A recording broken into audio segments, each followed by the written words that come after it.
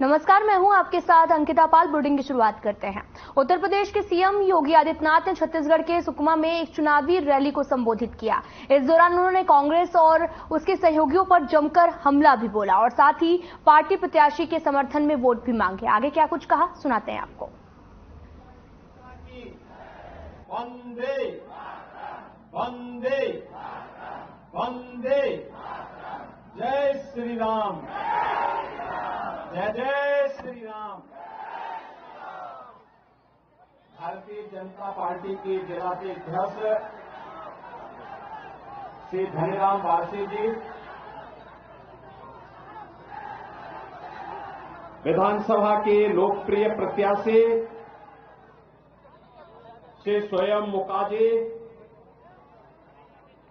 माननीय विधायक देवघर श्री नारायण दास जी, जिला प्रभारी श्रीमती ओजस्वी मांडवी जी, विधानसभा प्रभारी श्री सुधीर पांडे जी, प्रशांत कुमार मंडल जी, अरुण सिंह भदौरिया जी, होकाराम मरकाम जी, नूपुर वैदिक जी, आज के इस कार्यक्रम में उपस्थित भारतीय जनता पार्टी के सभी वरिष्ठ पदाधिकारीगण, इस चुनावी सभा में उपस्थित सुकमा विधानसभा क्षेत्र से जुड़े हुए सभी उपस्थित भाइयों और बहनों, छत्तीसगढ़ विधानसभा चुनाव के प्रथम चरण में कभी प्रभु श्री राम के दंडकारण्य के वनवास के दौरान के सबसे अभिष्ट और अभिन्न सहयोगियों की वर्तमान पीढ़ी के साथ आज छत्तीसगढ़ विधानसभा चुनाव के संबंध में संवाद बनाने का मुझे अवसर प्राप्त हुआ है। मैं बस्तर, सुकमा, कोटा और इस क्षेत्र से जुड़े हुए आप सभी बंधुओं का हृदय से अभिनंदन करता हूं, इस तरह को नमन करता हूं। वैसे भी छत्तीसगढ़ जन को उत्तर प्रदेश के प्रत्येक नागरिक के लिए बहुत महत्व रखता है। महत्व इस बात के लिए रखता है, प्रभु श्री राम की जो मां थी, माता कौशल्या, वह छत्तीसगढ़ की ही रहने वाली थी। यानी भगवान राम का ननियाल है छत्तीसगढ़। और इसीलिए भगवान ने जब 14 वर्ष के वनवास के दौरान कहां रहना है, तो उस दौरान उन्होंने किसी धरती को चुना था, तो चित्रकूट से लेकर के छत्तीसगढ़ से लेकर के और इस पूरे बस्तर और दंडकारण्य की इस पूरी भूमि को ही उन्होंने अपने वनवास काल के दौरान की सबसे उपयुक्त भूमि समझा था। भाइयों बहनों, हजारों वर्षों की विरासत आपके साथ में है और प्रभु की ही कृपा है कि प्राकृतिक संसाधनों से भरपूर ये क्षेत्र एक और आपके संघर्ष की गाथा को, आपके पूर्वजों के संघर्ष की गाथा को हम सबके सामने प्रस्तुत करती है। लेकिन दूसरी ओर जिन लोगों की निगाहें इस प्राकृतिक धनी आपको बता दें कि सीएम योगी आदित्यनाथ सुकमा पहुंचे थे और जहां पर उन्होंने कई बातें भी कही और साथ ही अपने प्रत्याशी के पक्ष में वोट मांगने की अपील भी की है। भिन्न करके यहां असुरक्षा का वातावरण पैदा करके यहां के नौजवानों और यहां के नागरिकों के बीच में, भोले भाले नागरिकों के बीच में, वनवासी आदिवासियों के बीच में अविश्वास की स्थिति पैदा करके उन्हें गुमराह करने का प्रयास भी कर रहे हैं। ये कोई नई बात नहीं है। ये प्राचीन काल से ही ये चीजें चली आ रही है। लेकिन भगवान राम ने त्रेता युग में इस पूरी धरती को राक्षस विहीन करने का काम किया था। और आज तो हमारा सौभाग्य होना चाहिए कि भगवान राम की पावन जन्मभूमि पर 500 वर्षों के इंतजार के बाद आज भगवान राम का भव्य मंदिर का निर्माण हो रहा है। और जनवरी में प्रधानमंत्री मोदी जी के कर कमलों से रामलला अपने पावन मंदिर में विराजमान होंगे। तो उस समय उत्तर प्रदेश और देश के ज्यादा खुशी तो छत्तीसगढ़ वासियों को होनी चाहिए, क्योंकि भगवान राम का ननिहाल तो छत्तीसगढ़ है। और इसीलिए आज मैं आपके पास आया हूं आपसे कहने के लिए कि अयोध्या में राम मंदिर का निर्माण भारत के अंदर राम राज्य की उद्घोषणा की शुरुआत है।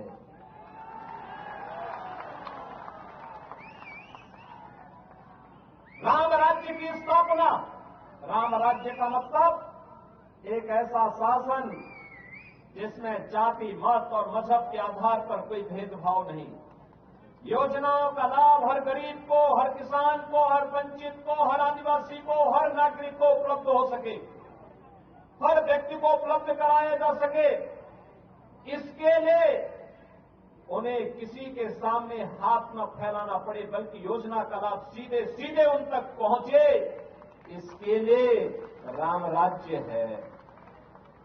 उन्हें हर प्रकार की सुरक्षा मिले, संसाधनों पर उनका पूरा अधिकार हो, उन्हें हर प्रकार की सुविधा का लाभ भी प्राप्त हो। इसी को राम राज्य कहते हैं। और याद रखना, प्रधानमंत्री मोदी जी ने सही मायने में पिछले 9.5 वर्ष के दौरान देश के अंदर राम राज्य की आधारशिला रखी। मकान सबको, प्रधानमंत्री आवास योजना में देश के अंदर 4 करोड़ लोगों को आवास की सुविधा प्रधानमंत्री जी ने पैसा उपलब्ध करवाया। 10 करोड़ गरीबों के लिए शौचालय दिए। देश के अंदर जिन लोगों के पास स्वास्थ्य की सुविधा नहीं थी, उनके 5 लाख रुपए प्रति व्यक्ति को स्वास्थ्य बीमा का कवर दिया।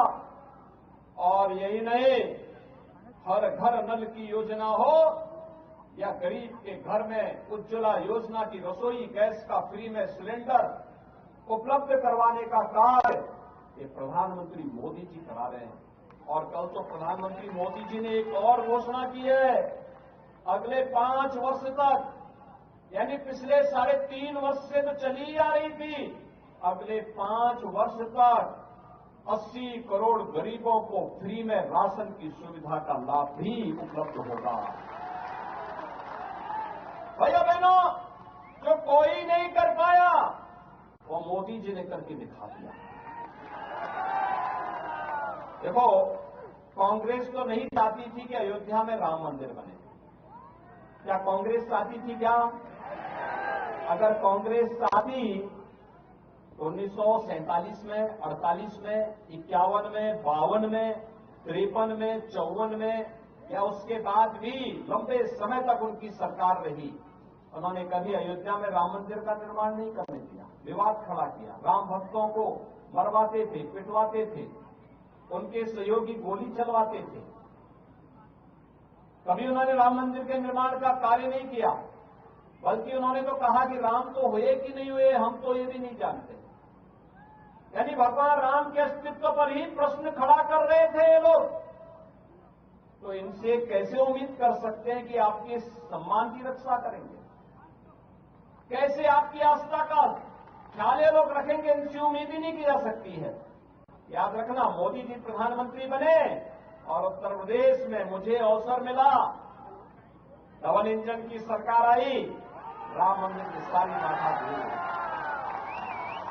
आज राम मंदिर बन रहा है ना भाइयों बहनों। हम लोग तो जो बोलते हैं वो करके दिखाते हैं, जो बोला उसको कर दिया।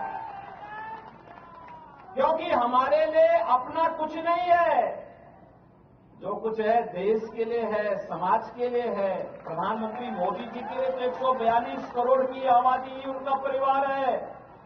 और इसी विश्वास के साथ वे देश के अंदर पूरी मजबूती के साथ कार्य कर रहे हैं। याद करिए, प्रधानमंत्री जी ने हर घर नल योजना आपके छत्तीसगढ़ के लिए भी दी थी। हमने उत्तर प्रदेश में 1.5 करोड़ परिवारों को, यानी 150 लाख परिवारों को हर घर नल से जल पहुंचा दिया। क्या छत्तीसगढ़ में मिला? क्या नहीं मिला होगा, छत्तीसगढ़ में नहीं मिला होगा, क्योंकि आज सरकार के एजेंडे में विकास है ही नहीं।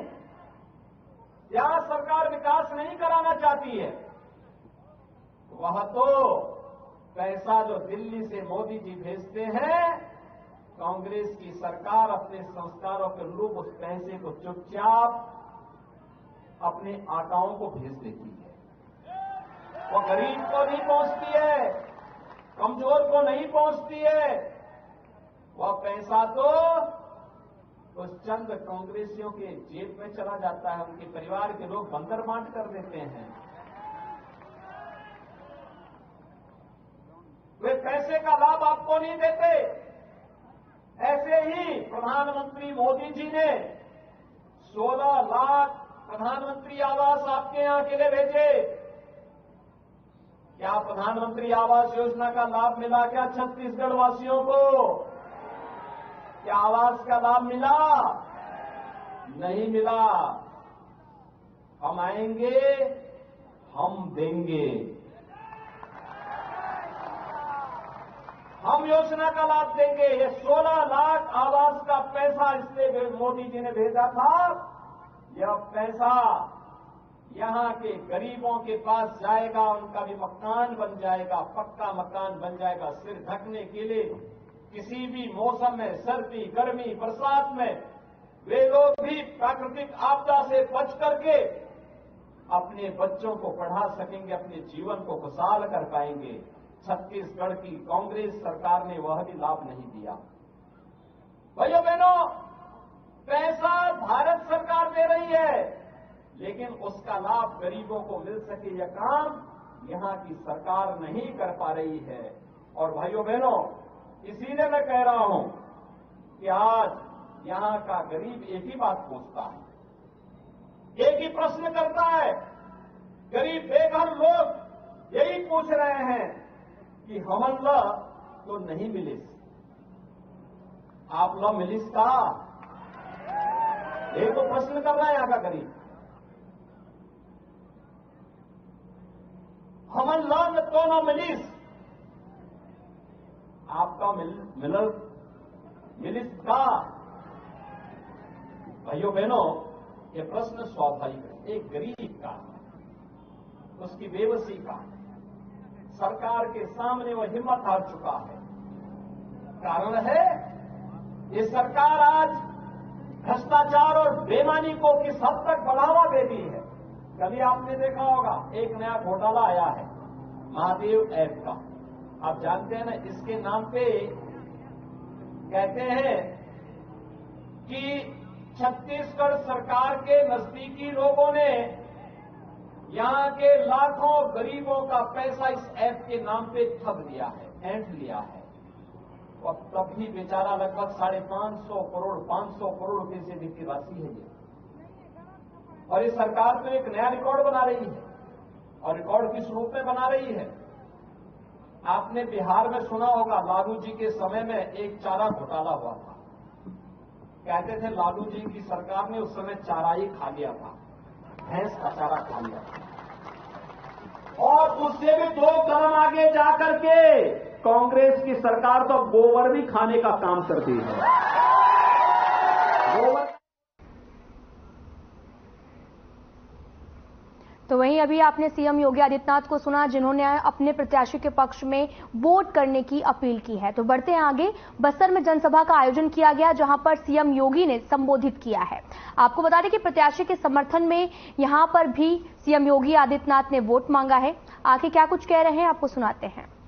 करते हुए उनके परिवार के सभी सदस्यों के प्रति मैं अपनी सांत्वना देता हूं, व्यक्त करता हूं, और पूरी पार्टी उनके साथ में है। जिसने रतन दुबे की हत्या की है, स्वाभाविक रूप से उसको इसका खामियाजा तो भुगतना ही पड़ेगा, इसमें कोई संदेह नहीं होना चाहिए। भाइयों बहनों, रतन दुबे जैसे कार्यकर्ताओं के बलिदान का ही परिणाम है आज भारतीय जनता पार्टी दुनिया की सबसे बड़ी राजनीतिक पार्टी के रूप में स्थापित है।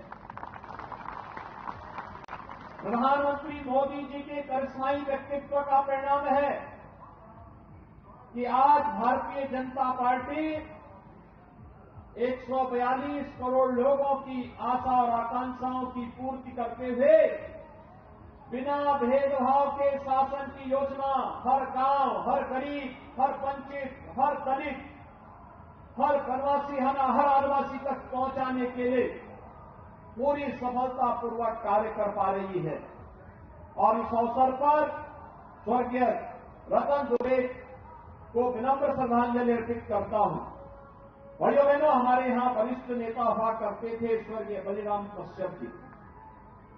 कई वर्षों तक संसद में उनके साथ हम लोगों को कार्य करने का अवसर प्राप्त हुआ। लंबे समय तक यहां की आवाज बनकर के उन्होंने यहां के विकास की आवाज को संसद पर रख करके यहां विकास की अनेक योजनाओं को लागू करने का कार्य किया। भले ही यूपीए की सरकार उन कार्यों को आगे न बढ़ा पाई हो, लेकिन भाइयों बहनों, प्रधानमंत्री मोदी जी के नेतृत्व में आज बस्तर के लिए आई हुई 12,000 करोड़ रुपए की परियोजनाएं स्वर्गीय बलिराम कश्यप के प्रति विनम्र श्रद्धांजलि को अर्पित करती है। और भाइयों बहनों, हमें प्रसन्नता है कि आज स्वर्गीय बलिराम कश्यप जी का उस व्यवस्था को जो उन्होंने वैचारिक पृष्ठभूमि के साथ जुड़े रहे, आज श्री दिनेश कश्यप जी उस व्यवस्था को आगे बढ़ाने का कार्य कर रहे हैं और आप सबका आशीर्वाद उनके साथ में है। मैं इस अवसर पर स्वर्गीय बलिराम कश्यप जी को भी अपनी विनम्र श्रद्धांजलि अर्पित करते हुए उनकी स्मृतियों को नमन करता हूं। भाइयों बहनों, छत्तीसगढ़ की धरती हम सबके लिए एक पुण्य धरा है। प्रकृति और परमात्मा के सीम कृपा इस धरातल पर है। आप याद करिए, भगवान राम के सबसे यानी वनवास कालखंड के अंदर जो उनके सबसे भिन्न सहयोगी थे, ये वही आदिवासी वनवासी बंधुगण हैं, गिरवासी बंधुगण हैं, जो आज भी व्यवस्था के साथ जुड़ करके कार्य कर रहे हैं। और चिंता मत करिए, ये सब सेना भगवान राम के साथ हजारों वर्ष पहले भी देश के लिए लड़ा था और आज फिर हम लोग मजबूती के साथ इस बात को कह सकते हैं कि इन्हीं बंधुओं की मदद से नक्सलवाद का भी खात्मा होगा और इन्हीं बंधुओं के बल पर धर्मांतरण की अनैतिक और वैध गतिविधियों को पूरी तरह लगाम लगाने का काम भी भारतीय जनता पार्टी की डबल इंजन की सरकार आने वाले समय में करेगी। भाइयों बहनों, छत्तीसगढ़ का अपना महत्व है। प्रकृति और परमात्मा की इतनी असीम कृपा है इस धरती पर। भगवान राम को भी अपने वनवास कालखंड की भूमि के रूप में इस धरती को चुनना पड़ा था। याद करिए, यहीं पे आकर के उन्होंने अपने पूरे वनवास कालखंड को व्यतीत किया था, इन्हीं बंधुओं के बीच में व्यतीत किया था। और कारण था यहां की प्राकृतिक सुंदरता और कारण था माता कौशल्या, जो भगवान राम की मां थी, उनका मायका भी तो छत्तीसगढ़ी है। याद करिए, आपको सरकार चुनने का सौभाग्य कब प्राप्त हो रहा है? जब अयोध्या में 500 वर्षों के बाद भगवान राम के भव्य मंदिर के निर्माण का कार्य पूरा होने जा रहा है। तो खुशी तो आपको भी होगी ना। और भाइयों बहनों, इसीलिए हम लोग आए हैं। मणिराम कश्यप यहां से चुनाव जीत करके जाएंगे छत्तीसगढ़ में सरकार बनेगी तो अयोध्या धाम का दर्शन कराने के लिए यहां के बंधुओं को भी लेकर के आएंगे।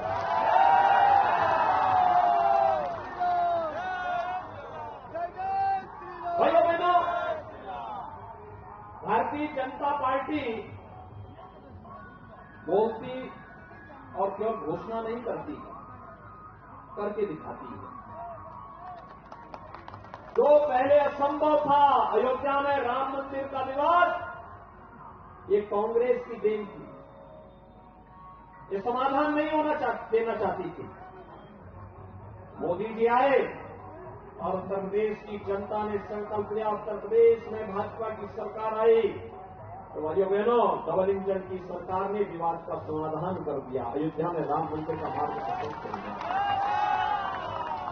भाइयों बहनों, ऐसे ही गरीब के लिए मकान नहीं, यह काम मोदी जी ने देश के अंदर 4 करोड़ गरीबों के लिए मकान दिए, लेकिन पिछले 5 वर्ष में 16 लाख मकान छत्तीसगढ़ के गरीबों के लिए दिए थे।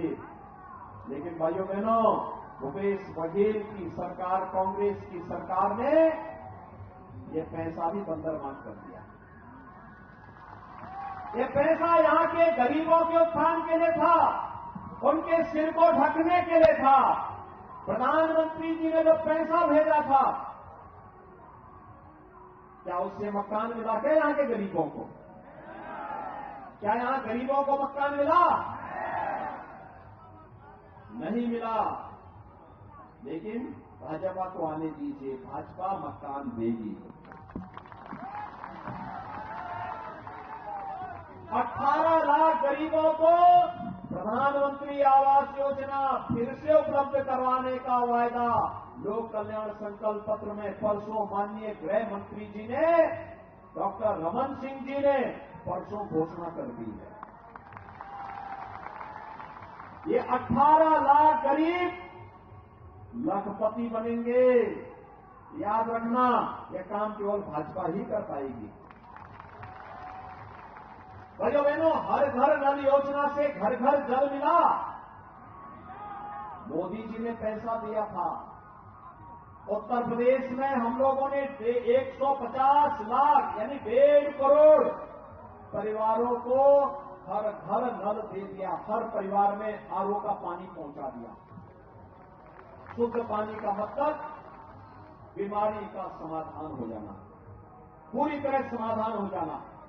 और उस बीमारी को पूरी तरह मुक्त करने के लिए व्यक्ति स्वस्थ रह सके, इसके लिए यह कार्य मोदी जी ने पूरे देश में लागू किया। छत्तीसगढ़ में ये पैसा भी बंदरबांट हो गया। हर घर नल योजना मिली क्या? नहीं मिली। यहां पर किसी भी योजना को प्रभावी ढंग से छत्तीसगढ़ में कांग्रेस की सरकार ने लागू ही नहीं होने दिया है। और इसीलिए यहां का गरीब बेबस एक ही प्रश्न पूछता है और पूछ रहा है, हमन ल तो नहीं मिलिस, आप लोग मिलिस का? यही तो प्रश्न पूछता है कि हमें तो नहीं मिला, क्या आपको मिल गया क्या? वही बेबस तरीके से कहता नहीं मिला। भाइयों बहनों, ये बेबसी, ये लाचारी कब तक? ये कांग्रेस ये गरीबों का हक हड़प ले रही है। ये कांग्रेस गरीबों के हकों पे डाका डाल रही है। ये कांग्रेस यहां के संसाधनों पर डकैती डाल रही है। फिलहाल इस बुलेटिन में इतना ही। नमस्कार।